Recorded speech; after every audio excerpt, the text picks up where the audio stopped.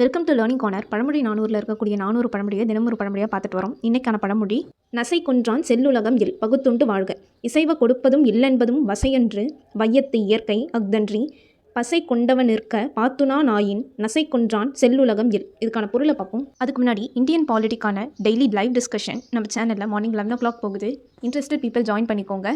So that உங்களுக்கு ஏதாவது டவுட்னா லைவ் கிளாஸஸில் கேட்டுக்கலாம். பொருளை பார்ப்போம். கொடுப்பதற்கு முடிந்த பொருளை கொடுத்துடணும், கொடுக்க முடியாதுன்னா இல்லைன்னு சொல்லிடணும். இது உலகத்தோட இயற்கை. இது எந்த ஒரு விதத்துலையும் பழின்னு நம்ம சொல்ல முடியாது.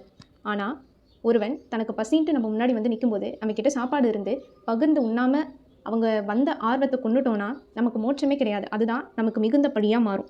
அதாவது பொருள் இல்லைனாலும் பரவாயில்ல, பொருள் கொடுத்து உதவலைனாலும் பரவாயில்ல, பசின்னு வந்தவங்களுக்கு பகிர்ந்து உண்ணணும்.